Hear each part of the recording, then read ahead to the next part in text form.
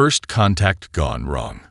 Commander Elena Rodriguez stared at the holographic display aboard the UES Trickster, watching as three crystalline vessels approached with an otherworldly grace that would have been beautiful if they weren't so clearly hostile. The experimental ship's AI, nicknamed Murphy, had already confirmed that their weapon systems were powered up and shields were at maximum. "Well," she muttered, running a hand through her close-cropped silver hair. "So much for peaceful first contact." Lieutenant James "Jimmy" Wilson, their tactical officer, snorted from his station. "Ma'am, I don't think these folks got the memo about shaking hands and sharing cultural databases. The Meridian ships were works of art, perfect geometric shapes that seemed to be carved from living crystal, each one easily dwarfing the Trickster. Their technology was centuries ahead of humanity's best efforts. The Trickster, by comparison, looked like what would happen if you let engineering students build a spaceship while sleep-deprived and over-caffeinated, which wasn't far from the truth. "Murphy," Elena called out, "what are we dealing with?" The AI's avatar, a grinning cat wearing a lab coat, materialized on a nearby screen. The crystalline vessels appear to be using some form of quantum crystallography for their hull structure. Their weapon signatures suggest energy-based weapons that operate on principles we haven't even theorized yet. Also, their ships are pretty. "Focus, Murphy." "Right, sorry. They're trying to hack our systems. It's actually kind of cute. They keep sending quantum encryption sequences that would take a normal computer about 10,000 years to process." The cat's grin widened.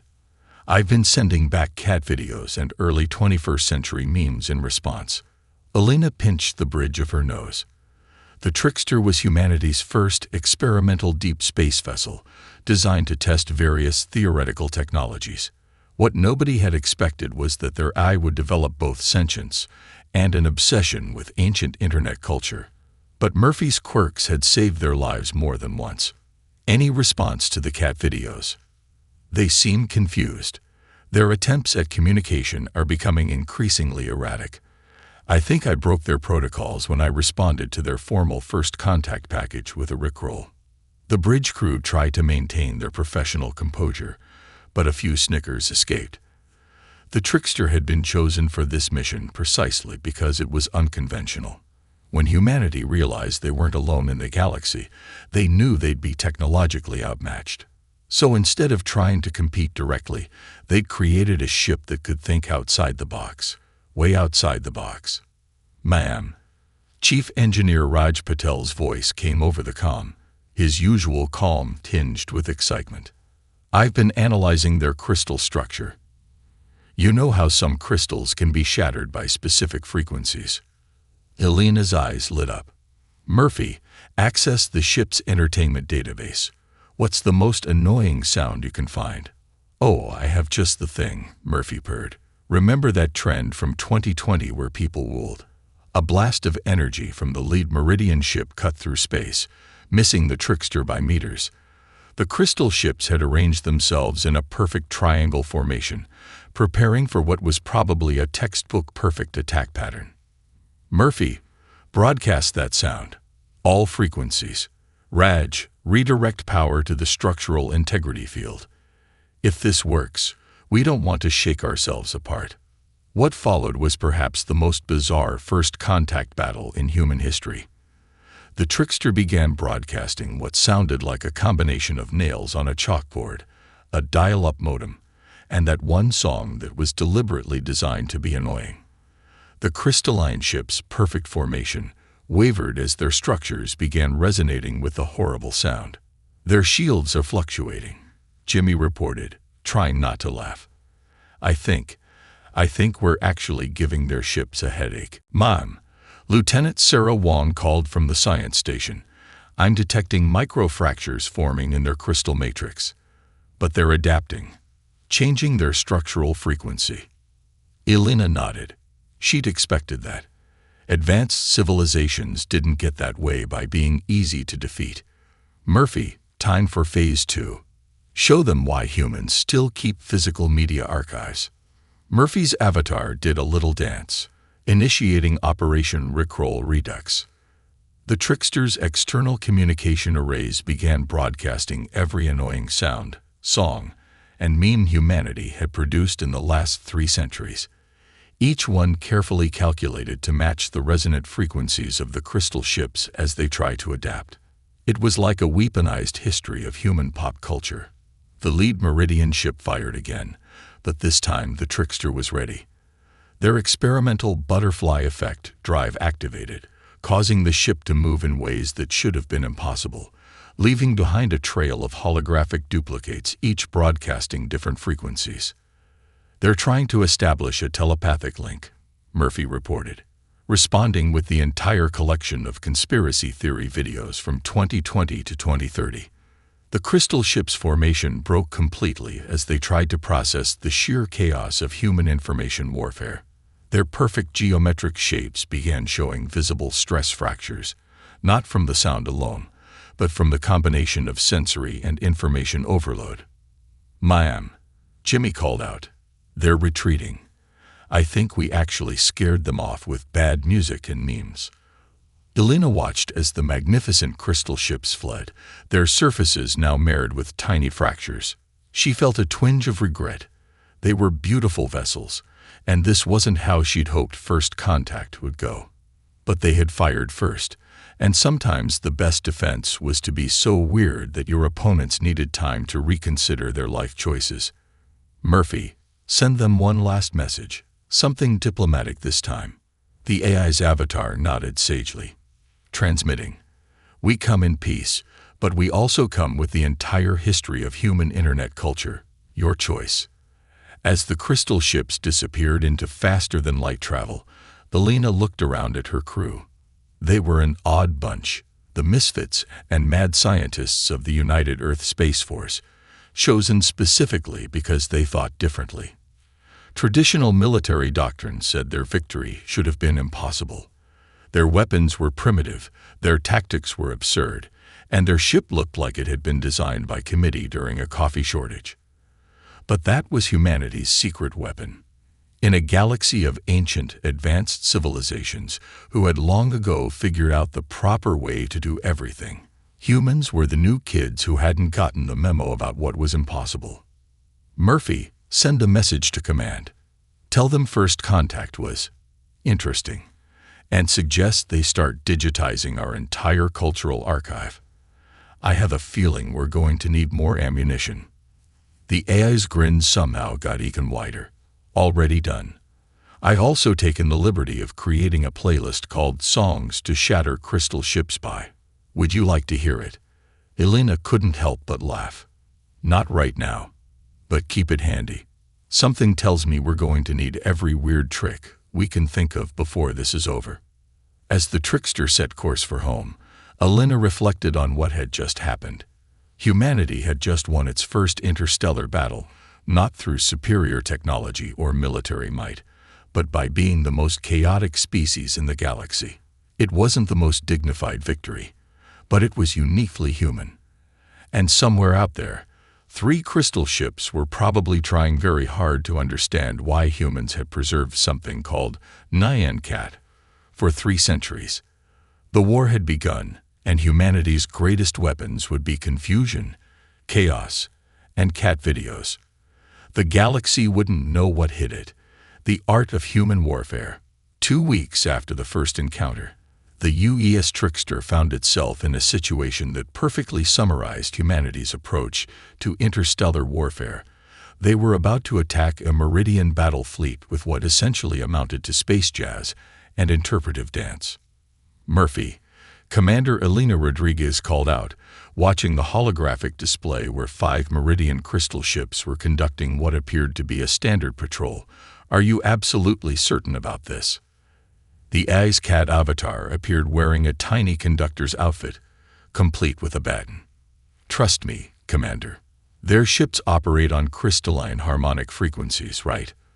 "Well, what's the opposite of harmony?" "Jazz," Lieutenant Jimmy Wilson answered from his tactical station, grinning. "Specifically, free jazz. The kind that makes classical musicians cry." The Meridians had returned in force after their first encounter, expecting to find a primitive species that had gotten lucky. Instead, they'd found humanity at its most creative. The trickster had spent the past 2 weeks running what could only be described as a guerrilla warfare campaign using increasingly bizarre tactics. Raj, Elena called to engineering. How are the new instruments working?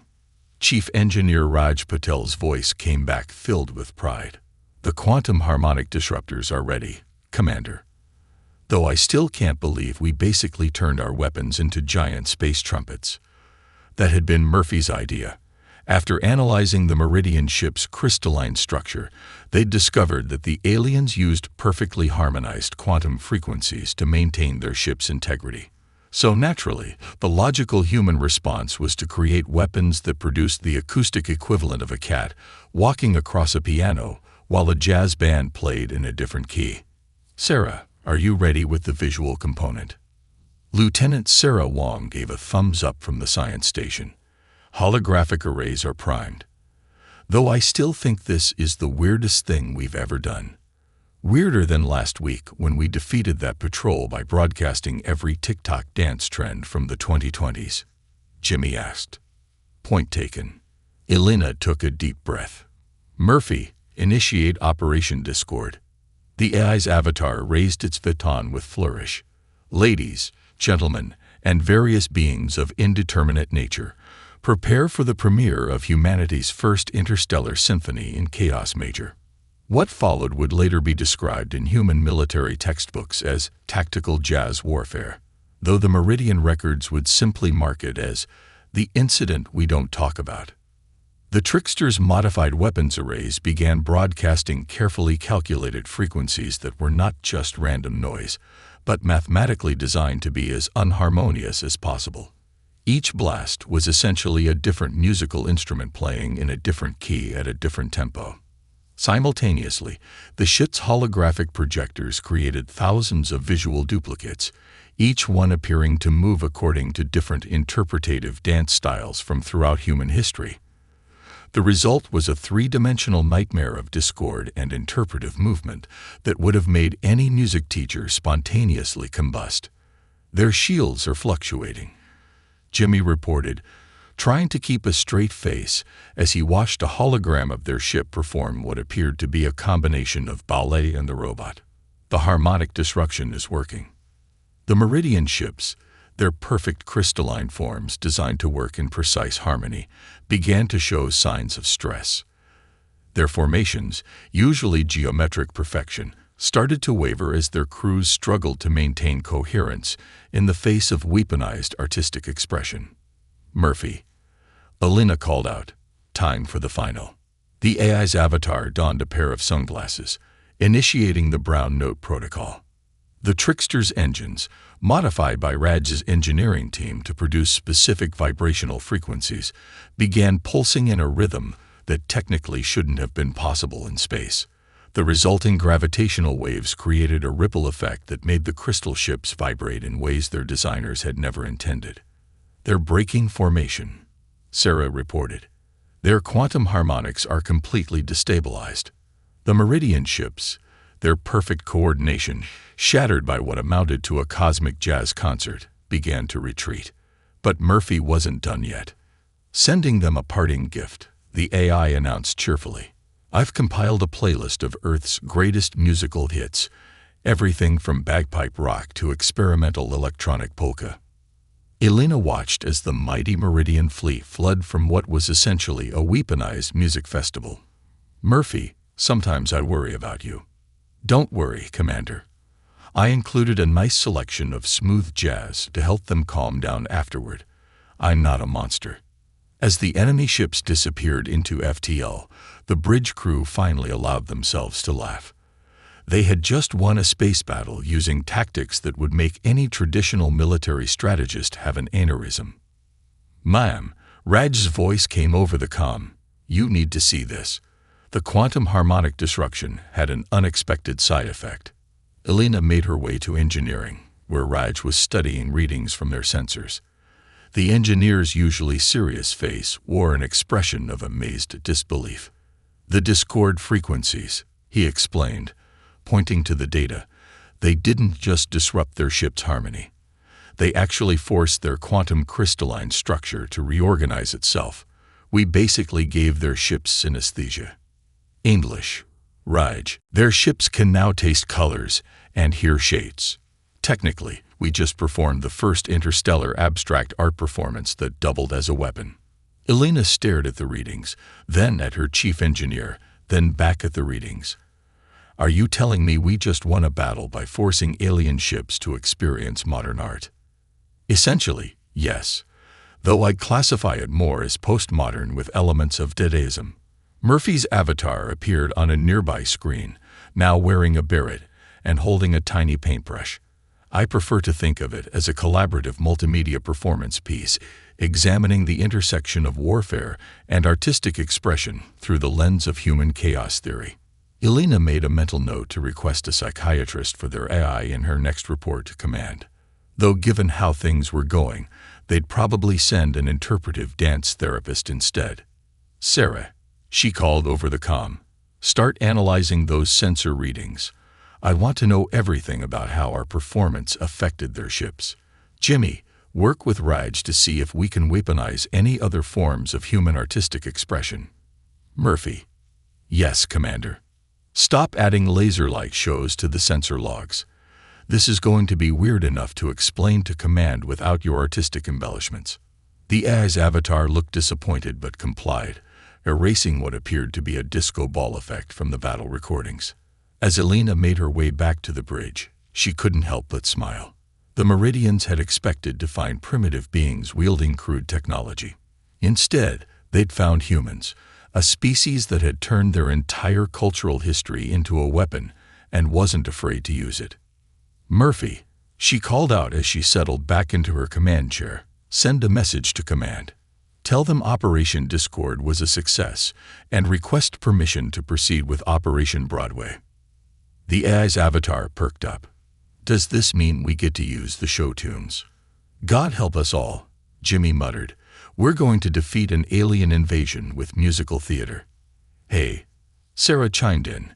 If they can't handle jazz, wait until they experience human interpretations of love stories through song and dance. As the trickster set course for their next encounter, Elena wondered what the history books would make of all this. Humanity's first interstellar war was being won not through superior firepower or advanced technology, but through weaponized creativity and cultural chaos. And somewhere out there, 5 Meridian ships were trying to explain to their superiors why they retreated from what their sensors could only describe as aggressive interpretive jazz dancing in space. The galaxy was learning a valuable lesson. Never underestimate a species that had turned their entire history of artistic expression into a combat technique. The war was evolving, and humanity's next performance was about to begin. The Meridians had no idea that this was just the opening act. Ripples across the stars. The Grand Council chamber of the Galactic Confederation was in chaos.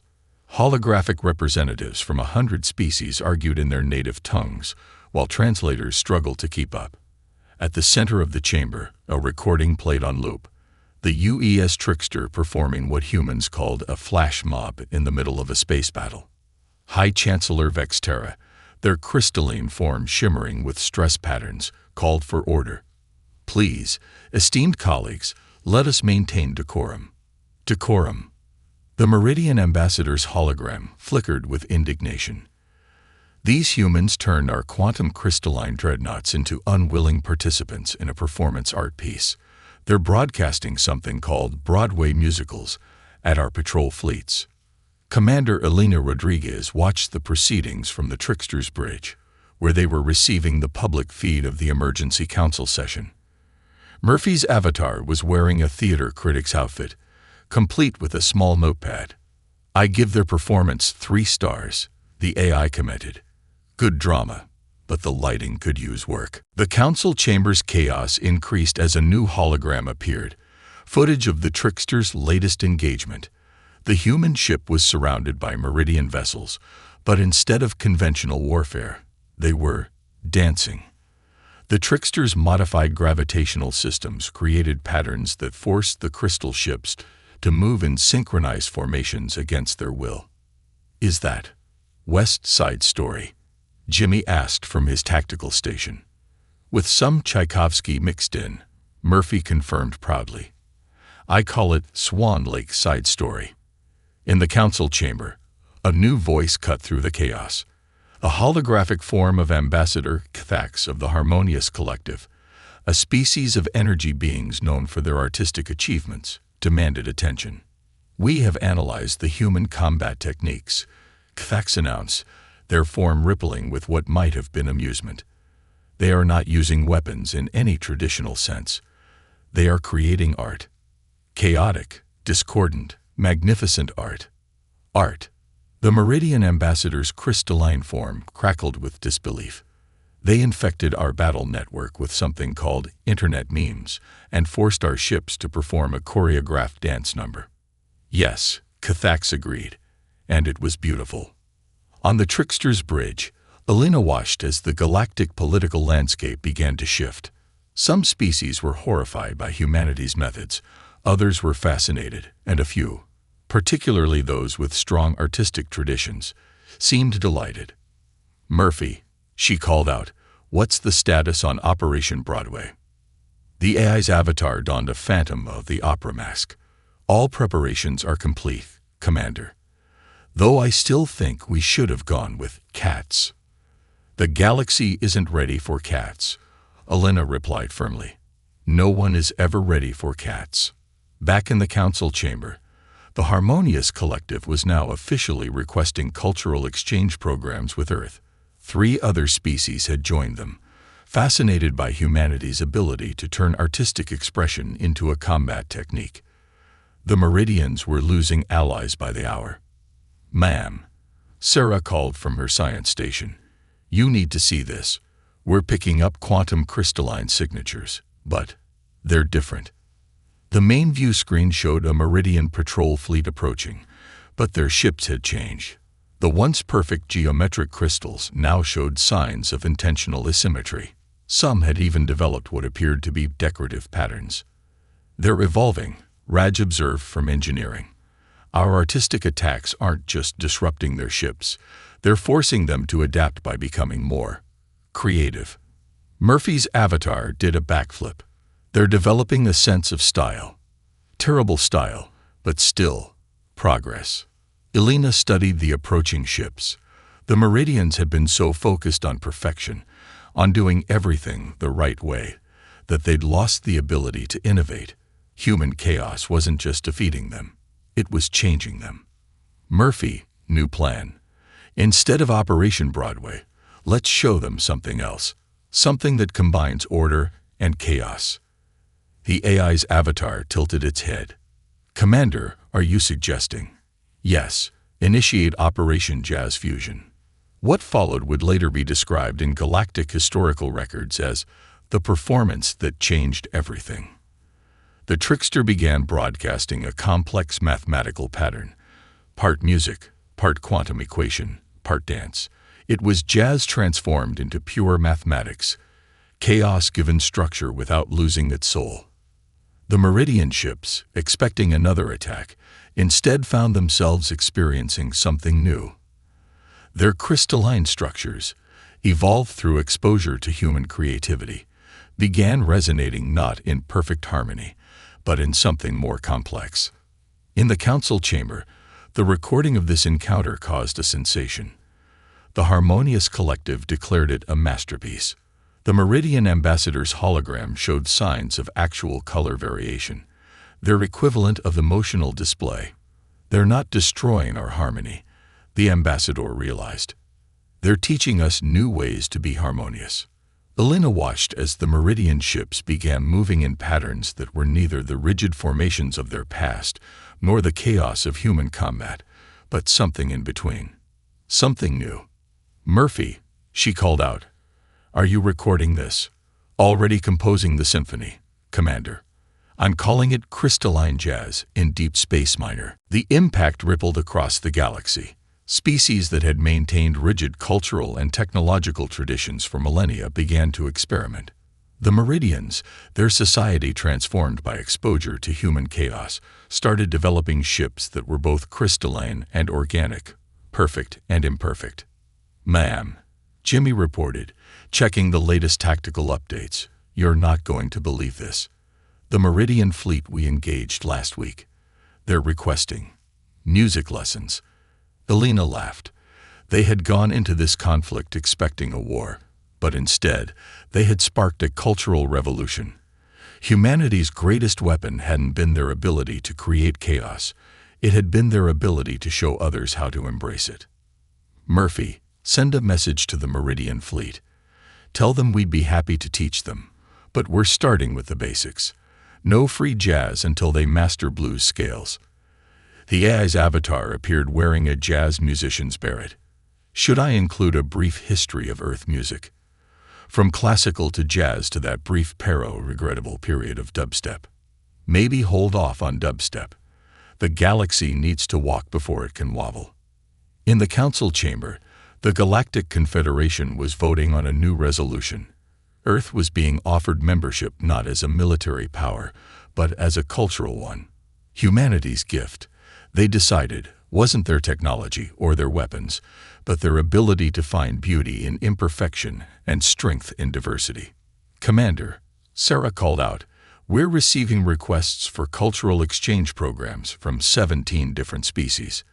Even the Meridians want to send artists to Earth to study." Elena looked around at her crew. The misfits who had turned a space battle into a jazz concert and defeated an enemy by teaching them to dance. This wasn't how anyone had expected First Contact to go, but somehow it felt right. "Murphy, set course for the Meridian Cultural Center and prepare a comprehensive playlist, everything from Mozart to Miles Davis." "Already done, Commander. Though I still think we should save cats for when we really need to shock them." As the trickster moved through space, now accompanied by ships that were learning to balance perfection with creativity, Elena reflected on how far they'd come. They had gone into space expecting to fight for humanity's survival, but instead they had done something far more important. They had taught the galaxy how to jam. And somewhere in the vast expanse of space, crystalline ships were attempting their first improvisational solos, their crews learning that sometimes the most beautiful harmonies come from embracing a little chaos. The breaking point. Not everyone in the galaxy was happy about humanity's growing influence.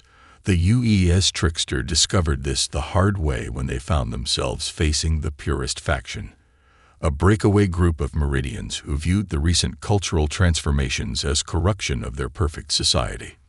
"Well," Commander Elena Rodriguez muttered, watching as 30 crystalline ships surrounded them, each one a perfect geometric shape unmarred by artistic modification. "I guess not everyone's a fan of jazz." Murphy's avatar appeared wearing a war correspondent's outfit, complete with a vintage press hat. "Their communications are interesting, Commander. They're demanding we cease our corruption of pure harmonic principles and surrender for geometric cleansing." The purest ships were different from the regular Meridian vessels they'd encountered before. These were throwbacks, designed according to the oldest and most rigid principles of crystalline engineering. No asymmetry, no artistic flourishes, just pure, perfect, deadly geometry. "Ma'am," Jimmy called from Tactical, "their weapon signatures are off the charts. They'd stripped away everything that doesn't contribute to combat efficiency. These aren't just warships, they're weaponized OCD." Elena studied the tactical display. The purest ships had arranged themselves in a perfect dodecahedron formation around the trickster, leaving no geometric gaps in their coverage. It was mathematically beautiful and tactically terrifying. "Raj," she called to engineering, "please tell me you have something in your bag of tricks for this situation." The chief engineer's voice came back thoughtful. "They've removed all artistic elements from their ship's design, which means they've also removed all creativity from their systems. They're pure math now." "And?" Elena prompted. "And what's the opposite of pure math?" Murphy's avatar suddenly grinned, switching its outfit to that of a chaos theory mathematician. "Pure nonsense. Before Elena could ask what they meant, alarms blared across the ship. The purest fleet had begun their attack, their weapons firing in perfectly synchronized patterns designed to overwhelm any possible defense. "Murphy," Elena called out, "whatever you and Raj are planning, do it fast." The AI's response was to begin broadcasting what appeared to be children's songs. "Row, row, row your boat," sang out across space, but not in the traditional way. The simple melody had been run through the ship's quantum harmonic system, creating a cascading wave of mathematical impossibilities. The song that never ends followed, its endless loop transformed into a Klein bottle of sonic mathematics. Then came 99 bottles of beer, its counting pattern altered to follow the Fibonacci sequence backwards. "Their formations are destabilizing," Sarah reported from science, trying not to laugh. "The mathematical paradoxes are interfering with their pursuit of perfection." The purest ship's perfect formation began to waver as their systems tried to process songs that were simultaneously too simple to ignore and too chaotic to calculate. But they were adapting, their crystalline structures vibrating as they attempted to filter out the nonsense. "Time for Phase 2, Raj announced. "Murphy, initiate the dead-iced protocol." The AI's avatar donned a surrealist painter's beret. "With pleasure," deploying weaponized absurdity. The trickster's holographic arrays sprang to life, projecting images that shouldn't have been possible. Escher stairs that actually went somewhere, Klein bottles pouring themselves into Mobius strips, fractals that resolved into pictures of themselves resolving into fractals. "Their sensors are going haywire," Jimmy reported. "They're trying to calculate the impossible geometry, and did that ship just try to divide by zero?" One of the purest vessels, its perfect crystalline structure unable to handle the mathematical equivalent of an existential crisis, began to spin in place.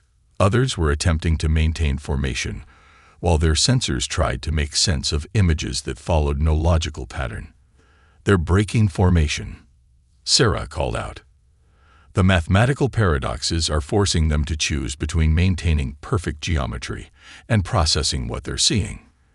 Elena watched as the mighty purist fleet, which had prided itself on mathematical perfection, was slowly driven to distraction by nursery rhymes and impossible pictures. But victory wasn't assured yet. The enemy ships were still dangerous, and some were beginning to adapt. "Murphy," she called out, "time for our secret weapon. Initialize Operation Kindergarten." The AI's avatar switched to wearing a teacher's outfit. "Are you sure, Commander? This might be considered a war crime on some planets." "Do it." What followed would later be classified as the Baby Shark Incident. The ancient children's song, transformed into a quantum mathematical loop and combined with deliberately incorrect counting sequences, proved to be too much for ships built on principles of perfect order. The purest fleet's formation shattered completely as their systems tried to process a song that was simultaneously too simple to be a threat and too annoying to ignore. Some ships began spinning in mathematical protest, while others attempted to calculate pi to escape the endless loop of do. "Ma'am," Sarah reported, "I'm detecting quantum crystalline stress patterns throughout their fleet." They're actually getting frustrated." Elena nodded. "Murphy, push them over the edge. Show them what happens when you play all the versions of Baby Shark simultaneously in different keys." The AI's avatar put on ear protection. "Commander, that's against the Geneva Suggestion." "The Geneva Suggestion doesn't apply to space battles with crystalline purists." "Do it." The resulting cacophony of deliberately misaligned Baby Shark versions, each one following a different mathematical progression, proved to be the final straw. The purest fleet, their perfect geometric formations now completely disrupted, began to retreat. "They're sending a message," Murphy reported. "We concede this battle but maintain that your methods are culturally and mathematically illegal." Elena couldn't help but laugh. "Send them the sheet music for The Song That Never Ends as a parting gift. Maybe they'll learn something from trying to calculate where it actually ends." As the purest fleet fled, their perfect geometric shapes now slightly askew from the mathematical stress, Elena turned to her crew. "Report any damage. Minor structural stress from containing all that nonsense," Raj reported. "Also, I think we've given Murphy a new appreciation for Deadeye Start." The AI's avatar was now wearing a combination of all its previous outfits at once, somehow managing to look both ridiculous and philosophical. "I have discovered that the true opposite of perfect order isn't chaos, it's deliberate silliness." "Speaking of silly," Jimmy called out, "we're receiving transmissions from across the galaxy. Apparently, our battle was being broadcast. The Harmonious Collective is calling it a masterpiece of anti-art warfare. 3 different species have requested copies of Baby Shark for cultural analysis." Elena pinched the bridge of her nose. "Murphy, send them the song but warn them about its mimetic properties. The last thing we need is an interstellar incident caused by an earworm." "Too late," Sarah reported. "The Harmonious Collective has already begun incorporating Baby Shark into their traditional ceremonies. They're calling it an exploration of cyclical existence through intentionally simplistic patterns." As the trickster set course away from the battlefield, Elena reflected on how far they'd come. They had defeated a superior force not through advanced technology or military might, but by being so deliberately ridiculous that the enemy's pursuit of perfection became a weakness. "Murphy," she called out, "make a note in the ship's log. Today we learned that sometimes the best defense against perfect order is perfect nonsense." The AI's avatar nodded sagely, still wearing its surreal combination of outfits. "Should I file this under tactical victories or performance art?" "Both," Elena decided, "and add a warning label about weaponized nursery rhymes." As they headed back to friendly space, the crew couldn't help but wonder what the history books would make of this battle. They had defeated a superior force by refusing to fight on their terms, instead bringing the conflict down to their level. Way down, to kindergarten level. And somewhere in the galaxy, a fleet of perfect crystalline ships was trying very hard not to think about baby sharks, while their commanders attempted to explain to their superiors how they had been defeated by nursery rhymes and impossible pictures. Victory through chaos. The greatest space battle in galactic history began with a question that would have made any traditional military strategist cry. "Commander, should we start with interpretive dance or go straight to the kazoo orchestra?" The UES trickster faced what seemed like an impossible situation. The combined purist fleets had gathered for one final push, bringing together over 200 perfectly geometric ships in a formation so mathematically precise it was actually warping spacetime through sheer orderliness. Commander Elena Rodriguez studied the tactical display, where Murphy's avatar was currently conducting an invisible orchestra while running battle simulations. Neither, she decided. For this one, we're going to need everything. The stakes couldn't have been higher. The purists, driven to desperate measures by the spreading influence of human chaos across the galaxy, had developed a weapon that could theoretically enforce mathematical perfection across an entire sector of space. If successful, it would eliminate not just artistic expression, but the very possibility of creativity or change. "Murphy," Elena called out, "send the signal. It's time for Operation Variety Show." The AI's avatar split into multiple versions, each wearing a different performer's outfit. "All our allies are standing by, Commander. The Harmonious Collective's energy ships are ready with their quantum symphony, and the reformed Meridian vessels have prepared their crystal jazz ensembles." This was what the purists hadn't counted on. Humanity's corruption of galactic culture hadn't just created chaos, it had created community. Species that had once defined themselves by their rigid adherence to tradition had learned to embrace change, to find strength in variation rather than perfection. "Signal from the purist flagship," Jimmy reported from Tactical. "They're demanding our surrender and promising to correct the mathematical abominations we've introduced to the galaxy." Elena smiled. "Murphy, give them our response. All of them. What followed was either the greatest performance art piece in history or the most bizarre military operation ever conceived, depending on who you asked. The trickster began broadcasting every form of human cultural expression simultaneously, each one mathematically altered to create maximum disruption to perfect geometric patterns. Rock and roll played in impossible time signatures. Classical music performed by quantum probability orchestras. Thousands of tick-tock dances translated into gravitational waves. The collected works of Shakespeare performed in interpretive dance by holographic projections that ignored several laws of physics. But this time, humanity wasn't fighting alone. The harmonious collective's energy ships began their performance, turning the very fabric of space into a concert hall. Their quantum symphony, once rigidly structured, now incorporated elements of human jazz and spontaneity, creating music that existed in multiple dimensions simultaneously. The reformed Meridian vessels, their crystalline structures now embracing both order and chaos, added their own voice to the performance. Their ships, once perfect geometric shapes, had evolved into organic crystalline forms that combined mathematical precision with artistic expression. The purest formation is destabilizing, Sarah reported from Science, her voice filled with awe. Their perfect geometry can't handle this much. Everything.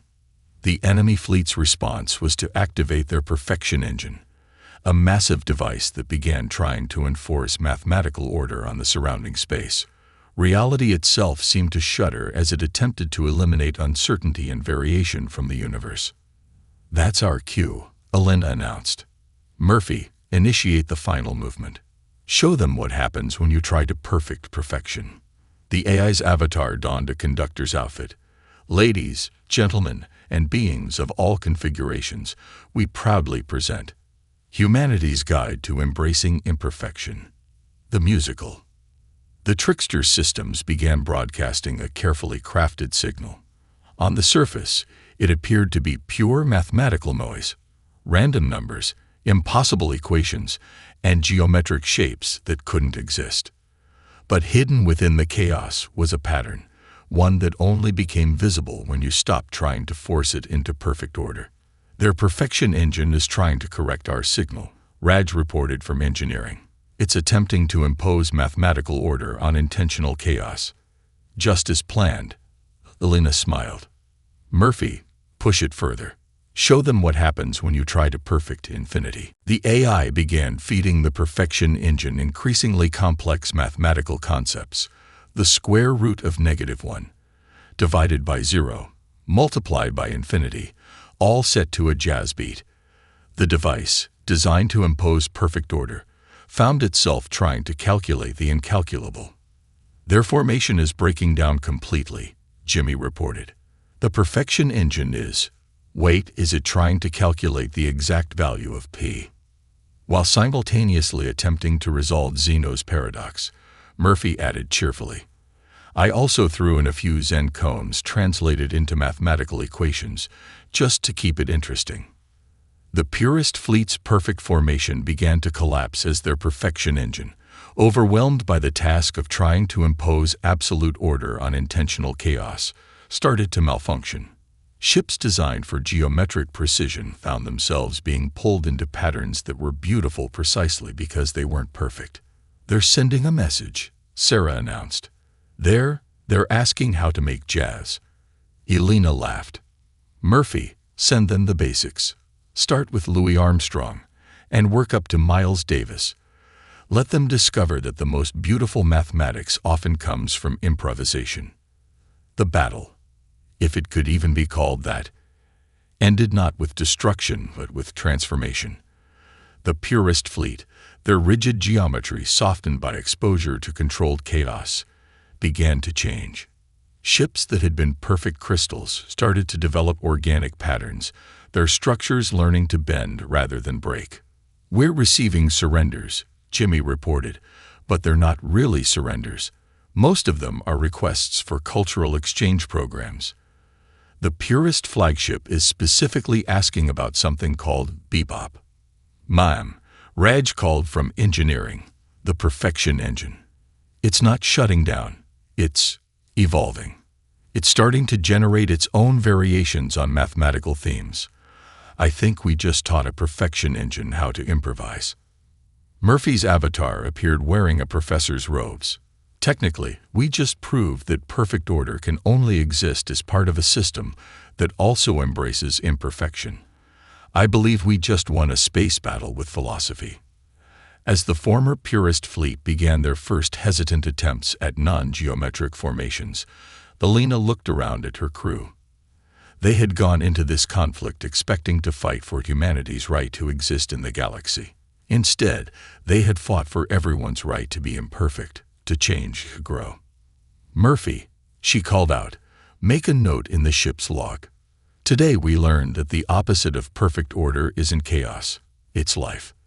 The AI's avatar nodded sagely, its form shifting through various outfits before settling on a simple smile. "Should I include the part where we defeated a perfection engine by making it try to calculate the exact number of angels that can dance on the head of a pin?" "Include everything," Elena decided. "Future generations should know that we saved the galaxy not by being the strongest or the most advanced, but by being persistently, deliberately, and creatively human." As the trickster set course for Earth, they were accompanied by a fleet of ships that represented the galaxy's new understanding of harmony. Perfect crystalline structures flowed into organic shapes. Energy beings pulsed with improvised rhythms, and space itself seemed to hum with the music of possibility. And somewhere in the vast expanse of space, a perfection engine that had been designed to eliminate chaos was learning to play jazz, proving that sometimes the most perfect thing you can do is embrace imperfection. The galaxy would never be the same. And that was exactly the point. Humanity had brought something precious to the stars, not advanced technology or superior firepower, but the understanding that true harmony comes not from enforcing order, but from finding beauty in the endless variations of existence. As they approached Earth, Murphy's avatar appeared one last time, wearing every outfit it had ever worn simultaneously. "Commander, the reformed purists are requesting permission to start a galactic battle choir. Apparently, they've discovered barbershop quartets." Elena laughed. "Approve it. But warn them to stay away from Baby Shark. The galaxy's not ready for that level of chaos just yet."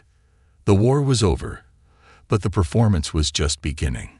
And somewhere in the infinite expanse of space, perfect geometric shapes were learning to dance.